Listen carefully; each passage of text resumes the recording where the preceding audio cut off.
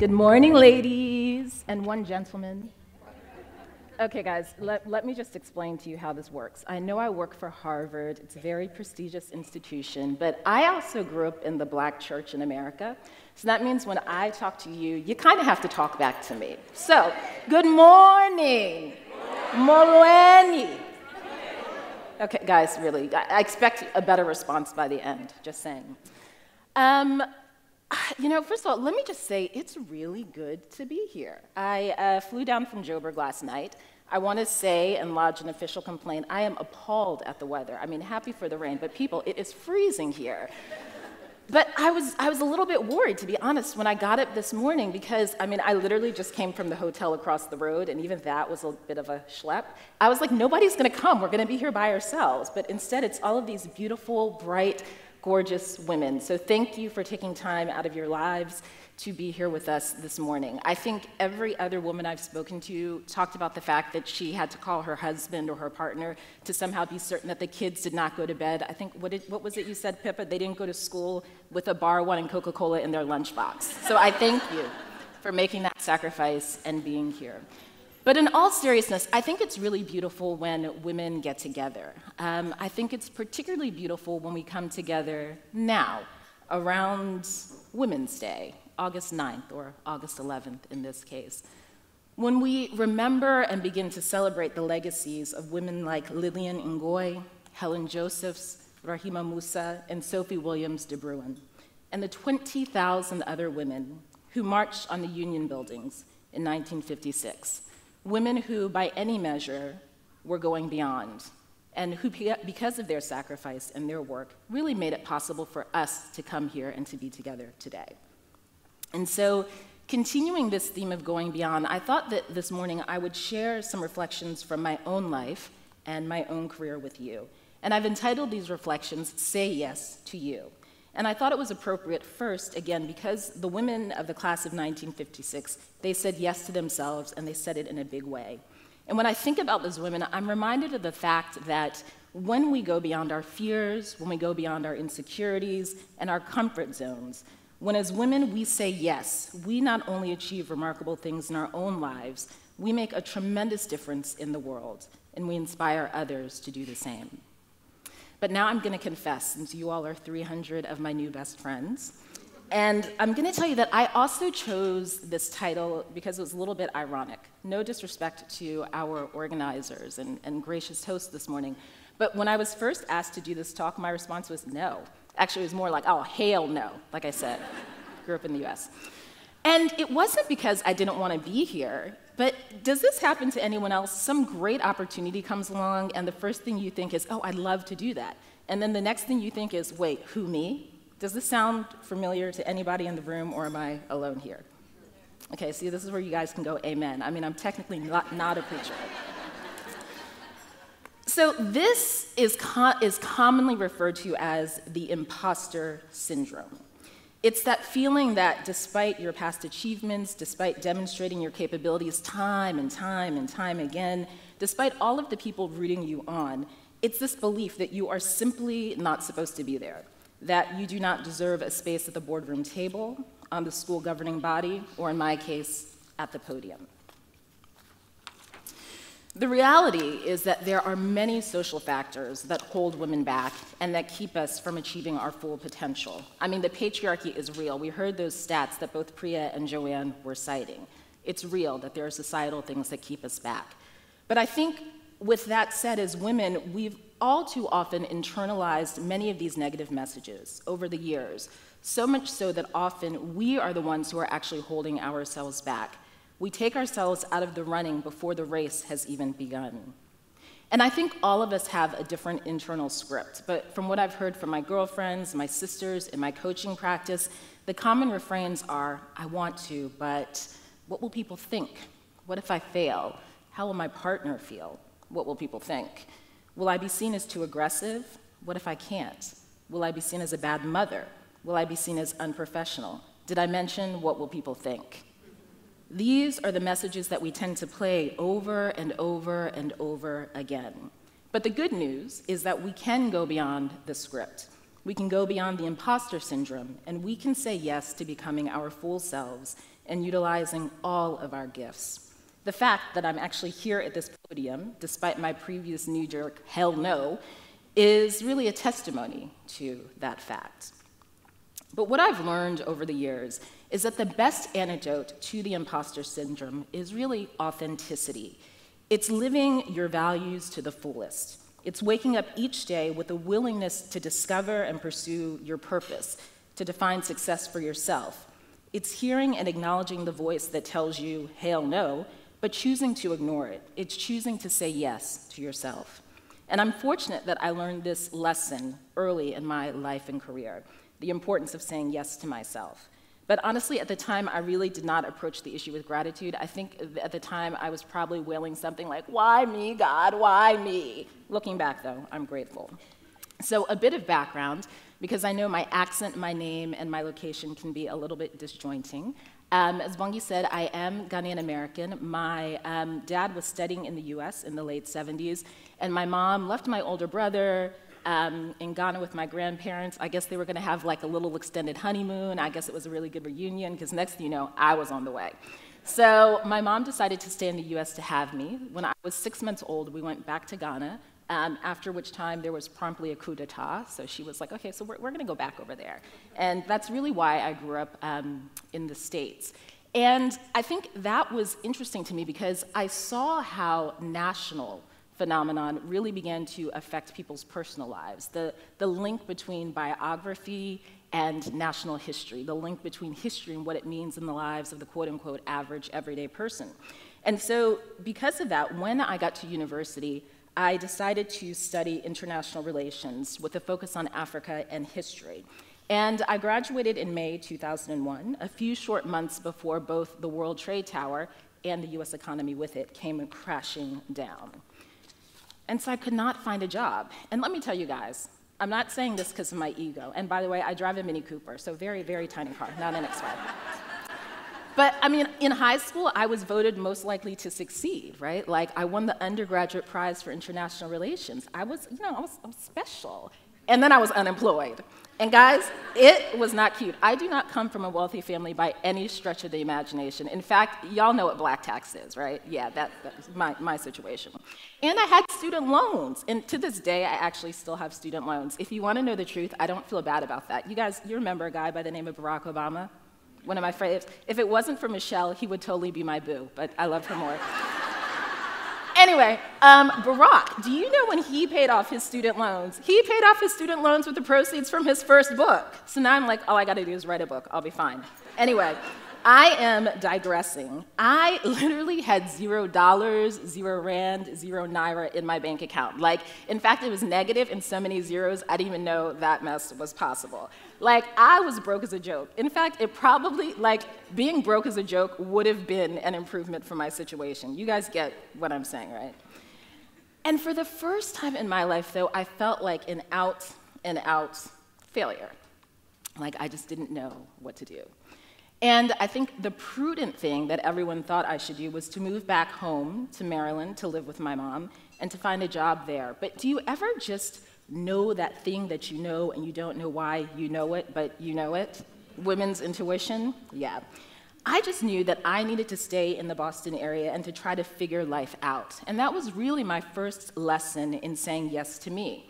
I learned that the world may tell you that it's a terrible decision and that you may not always be able to articulate again the why you're doing what you're doing, but when your soul tells you the yes, or rather when your soul tells you the what, as in the what to do, always say yes to your soul. And so I stayed in the Boston area. I worked with temp agencies, I went on interviews, I spoke to random people at organizations I was interested in working with. And by restricting myself to a steady diet of oats, I somehow made it work. I mean, Nicola, you were talking about this is the heaviest you've ever been. Join the club, girl. Heaviest I've ever been. But I'm glad because it means I'm not just eating oatmeal. And you guys, you know, you were talking about Carrie Bradshaw, Sex and the City. That was my show. And of course, I always wanted to have cosmopolitans. So literally what I would do, I don't think I've ever told this to anyone, but 300 of my nearest and dearest, I would literally budget my oatmeal and like my spaghetti so that I could buy exactly 2 Cosmos every weekend when my girls and I went out. So I could feel that much more like the Black Carrie Bradshaw. Anyway,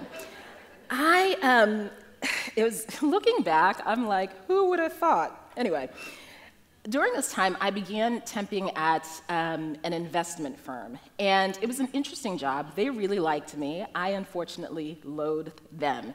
And it wasn't, I mean, it was me, it wasn't them. You know how you break up, but that was really the case. Guys, I have no business working in finance. I mean, Priya, you were over there talking. I was like, Priya, let me download that app with a quickness, right? Quick! Don't tell Harvard, I oversee their budget. But anyway, so I am working in this investment firm, and it actually, I feel like I'm gonna do that laugh cry thing, you know, where you're laughing, but then you're crying because you actually remember what it felt like back then. So I remember that my office was on the 29th floor of the financial district in Boston. And I had a routine. Every day I would stroll up in there in my flip-flops before I put on my heels, you know, past the broker, get into the office, have like the bad, cheap coffee that they had because I couldn't afford Starbucks. And I would look out the window and be like, yeah, I see why they bolted these shut. I cannot be the only person that wants to jump. Like, it was that bad. Anyway, one day, 3 months into being there, the HR director comes and she offers me a permanent job. And you think I would have jumped at this thing, right? So I said to her, actually, do you mind if I think about it and I come back to you tomorrow? And she was a very nice lady by the name of Alicia. And I think she thought I was going to go home and like come back with my salary figure. Instead, ladies, do you know what I did? I went home and I agonized. I didn't just agonize, I agonized. And I did it because I didn't want that job, right? But I also didn't want to keep eating oats. But more than that, it was that after a year of disappointments, I just did not have the courage that I was going to get another offer anytime soon. The voice, the imposter, was very loudly telling me that this was going to be my first and my last chance. I mean, I knew I didn't want to be there, but I didn't trust that I would be able to get there. And so that night, sorry guys, the laugh cry, very inelegant. Could I have a tissue, please? In a room full of women, there's got to be more than one tissue. That night, I called numerous people trying to figure out what to do. Thank you so much. Guys, I'll be right back, excuse me. Ad break is over. Okay. So that night, I went home and literally I called so many people trying to figure out what to do. I spoke to my roommates, I called my mother, I literally was calling Jesus, looking for a sign. And finally, I just decided out of desperation, I think, to do what I probably should have done in the first place. I called on myself. I became still and I listened. And there was one question that came to my mind when I took that moment to be still. And the question was, do I make decisions out of fear or do I make decisions out of faith? And in that moment, I decided who I wanted to be. I wanted to be a woman who made decisions out of faith. Faith in myself, faith in my capabilities, and faith in my purpose. And I wanted to be a woman who said yes to myself and yes to being all that I could possibly be. So I went to work the next morning, and I told the HR director that I was not going to take the job. Shock does not begin to describe the look on her face, because not only did I turn down the permanent position, I also had the good nerve to resign from the temp position. I figured if I was going to fail, I might as well fail big. But as fate would have it, and I'm convinced that this is the way the universe works, merely days after I said yes to myself and I resigned, a gentleman that I had met a few months before called me and asked me to come for an interview. This time, that was probably one of the few times in my life where immediately I was like, hells yes. He was the executive director of a nonprofit organization called City Year. Some of you might be familiar with it. It's based in Joburg. Great organization that gives volunteer opportunities to young people. And so within a matter of weeks, I was on the staff as his executive assistant, and it was great. I learned lessons there that I carry with me to this day, how to engage board members, to team build, to fundraise. And really, it was remarkable that I learned all of this because my tenure was exactly 3 months, like as in 90 days, as in I was like, peace, I'm out. So what happened is, as I'd been making the rounds, I had met a former US ambassador who was starting a new institution at Boston University called the African Presidential Archive and Research Center. And he needed someone to help him really oversee the administration of the center that he was beginning, and he called me. And I listened, And then I was like, oh, well, no, never mind, because I actually have a job. And I think this no wasn't just about the fact that I had a job that I'd only been in for 3 months. I mean, part of it was really, what would people say if I left this job after 3 months, having worked so hard to get it? But on top of that, there was a voice that was saying to me, look, this guy's going to be working with former heads of state, presidents, like big, important people. I am half a step away from failure. I have no business working, dealing, interacting with these people. And I totally disregarded what I could potentially offer in that position. Anyway, he called me a second time. I was still like, ha ha ha, thanks so much, okay, bye, no. He called me a third time, and he was like, listen, at least come and talk to me. And the reality is that to this day, I remain grateful for that third phone call, for that third opportunity. As I sat and I listened to his vision for how this residency program of former presidents was going to transform perceptions of in the world, and how it was going to chronicle the tremendous contributions that African people had been making in the fields of leadership and governance for years, something in me said yes. I understood what the opportunity represented, but more importantly, I understood how it aligned to my deepest values. I realized that rather than dutifully working for the required 1 year at City Year, I needed to say yes to the incredible opportunity. In fact, as I told my boss at City Year why I was leaving, one of the key things I learned was that many times when we say yes to ourselves, when we're clear about our purpose and we explain to people that it's yes to us and not no to them, people actually have a tendency to support us. And in the long run, this proved to be the right move to me. That job that I took at APARC in 2002 set me on a remarkable trajectory. My first day of work was literally helping Kenneth Kaunda set up his office. You know, Kenneth Kaunda, as in the former president of Zambia, leader of the frontline state, like African George Washington. Yeah, me and him chilling in the afternoon. And I learned so much from him and the other heads of state that I worked with. I learned lessons in history, in leadership, and in courage. They affirmed for me that when you say yes to yourself, extraordinary things can happen. Their lives bore witness to that principle, and so did mine. But by 2005, as happens when we grow, my life had gone from what felt like a dream a few years earlier to dreary. Has anyone ever been there? Yeah. I was developing a meaningful career. I was seeing a really, I mean, guys, this guy was cute. Cute. He wasn't much else, but he was nice to look at. Don't tell anyone I said that. Anyway, I was actually making decent money. I'd gone from my diet of oatmeal to an actual car, not an X5 still, but it was a car. But none of that kept me from knowing that I was miserable. I knew that I had outgrown my life, but I didn't know what I should be growing into.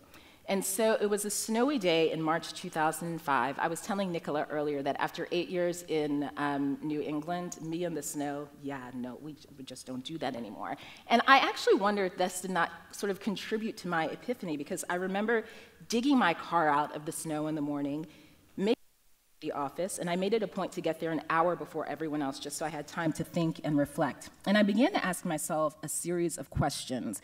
The most important one, which I continue to ask myself to this day, is that if there were no constraints, if money were not an issue, you know, that imaginary uncle we fantasize about who will come with a big trust fund one day. I see a lot of nodding. I'm not the only one. But that if that uncle appeared and dropped that multi-million-dollar trust fund into my lap and I could just do whatever I wanted to do, what would I do? And as I thought about it, I realized that I would basically travel the continent. I would meet people, I would learn how they lived, and I would discover new things about myself. And with that goal in mind, I began to ask myself, well, how do I begin to remove the constraints? And I decided that I would get a job somewhere on the continent and relocate, you know, just pick a country of like the 54 that there were then. And I think the reason that I was able to be sort of blasé about this was the fact that I had begun taking risks. I had begun betting on myself. When I stayed in Boston against the better judgment of what felt like everyone but me, by not worrying about what other people would say about my early departure from City Year, and by doing my absolute best at APARC, despite my reservations about my capabilities, it became a lot easier for me to say yes to myself, even as the ideas got bigger and bigger. So I literally stood in front of a map, and I developed my criteria for where I was going to move. One, the country needed to be Anglophone, because I thought about Mozambique, but all I can say is obrigada, so I didn't think that was going to be a good move. The other thing is that there needed to be opportunities for young people and a lot of stability, because I was coming by myself as a single woman. And then finally, I wanted to be able to easily get to other parts of the continent, and that was really the crux of it, fulfilling my travel fantasy. And so I shouldn't actually call it a fantasy, we'll call it a travel vision. And so I began to look at Nairobi, Joburg, and Accra. And in many ways, Accra was an obvious choice. I mean, it was my home. Like, people will always be like, oh, what village are you from? I'm like, no, Accra. Like, that was our village before the Accra, like, that's us, traditional area. But so I began talking to my aunts and uncles and thinking about this move, and then I quickly realized it was a bad idea. One of my favorite uncles, Uncle Eric, had this brilliant business idea, and with my impending arrival, he was like, oh, you'll run it for me. I was like, huh.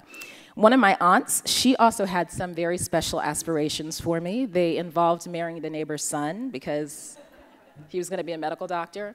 And then when she actually had him start calling me in the US, I was like, yeah, no, scratch Accra off the list. Long story short, I decided on Joburg. And when I resigned APARC and left Boston, people thought I was nuts. They were like, you're giving up this to go do that? And there was nothing to do. But I'd gotten to the point that I just knew I couldn't stay where I was. So I moved home to Maryland, worked as a consultant for a year, saved up a bit of money. And in July 2006, I arrived in South Africa. I knew exactly 3 people, had 2 suitcases, a one-way ticket, and 0 employment opportunities. Keep in mind that legislation had just changed, making it more difficult to hire foreigners. This was not exactly a recipe for success.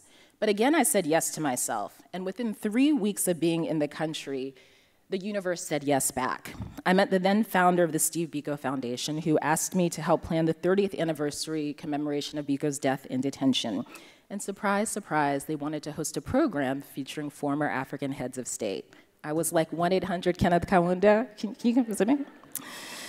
Anyway, in the ensuing months, the individuals who were supposed to run other components of this commemoration fell by the wayside. So the next thing I knew, I was running a national campaign, I was working full-time, and when I looked up, a decade had passed. And I concluded my tenure at the Steve Biko Foundation as the CEO just this past January.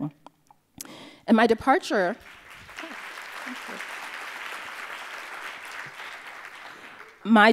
from SBF was again at the urging of that voice to say yes to myself, to take on a new role and a new challenge, this time as the executive director of Harvard University's Center for African Studies' Africa office. It's a mouthful. I haven't gotten used to it yet. Some days, I marvel at the fact that I traveled so many kilometers, literally and figuratively, from being a recent grad working at a Center for African Studies at Boston University, only to end up working for another Boston-based African Studies center in Joburg this time. One of the big differences, I am pleased to report, is that this time I took the job the very first time it was offered. It's like I got some sense in the ensuing years. I think the other big difference is that while that voice that tells me I'm an imposter is still there, it's a lot less audible. It will occasionally shout no, like when I was asked to come here, but rather than spending hours, days, and months trying to negotiate with that voice, I simply say yes to myself. And as I prepared to come here today, I thought about the things that have made it possible for me to dial down that voice over the years. And the first thing that has made it possible is practice, both spiritual and practical. In terms of spiritual practice, you can't say yes to yourself if you can't hear yourself.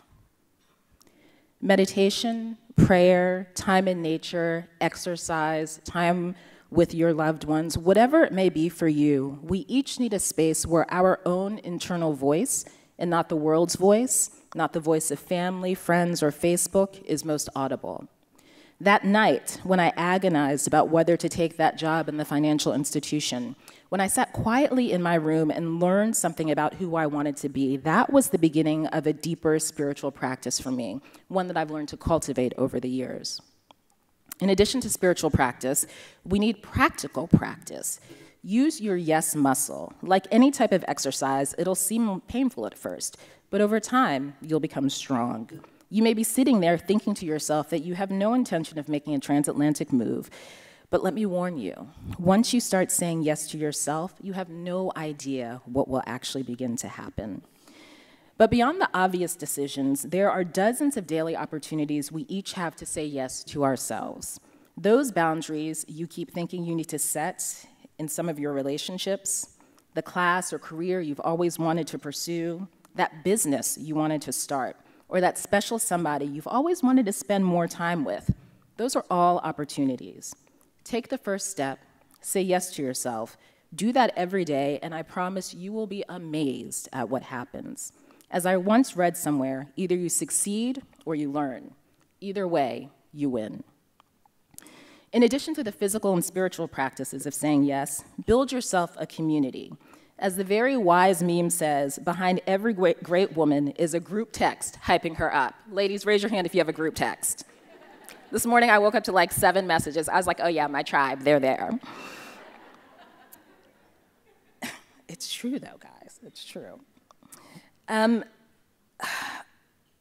think this notion, and I don't use this word in a pejorative sense, of tribe is very real. You do need to find that tribe, that group of people who believes in you, who loves you, who supports you, and who encourages you, and who you in turn support, encourage, tell the truth to right back. And I think that sometimes finding that tribe can really mean saying no to people that you've known for what can seem like forever, to those people who you remain entangled with, not out of love, affection, or support, but really out of habit. Say a little bit of no to those people and say more yes to yourself. And finally, purpose. Remember why you say yes to yourself. It's easier to be brave and to silence the imposter's voice when you know why you are doing what you're doing. When in saying yes, you speak to your values and you speak to your most authentic self. But also recognize that part of the reason we should say yes to ourselves isn't about us. It's about those who come after us. In the tradition of the women of 1956, we say yes to ourselves to broaden the way for those who will come behind, to show them that it's possible to be the first, that it's possible to overcome unemployment, poverty, addiction, abuse, and so many of the circumstances that tell us we are not worthy, that tell us we have no right to say yes to ourselves. By saying yes to ourselves, not only do we quiet the voice of the imposter in our own heads, we quiet it in the heads of others. And I think that this is a principle that was best articulated by the author Marianne Williamson, who wrote, "Our deepest fear is not that we are inadequate. Our deepest fear is that we are powerful beyond measure. It is our light, not our darkness, that most frightens us. We ask ourselves, who am I to be brilliant, gorgeous, talented, fabulous? Actually, who are you not to be? You are a child of God. Your playing small does not serve the world. There is nothing enlightening about shrinking so that other people won't feel insecure around you. We are all meant to shine as children do. We were born to make manifest the glory of God that is within us. It's not just in some of us, it is in everyone. And as we let our own light shine, we unconsciously give other people permission to do the same. As we are liberated from our own fear, our presence automatically liberates others. In short, ladies, today and every other day, say yes to you. Thank you.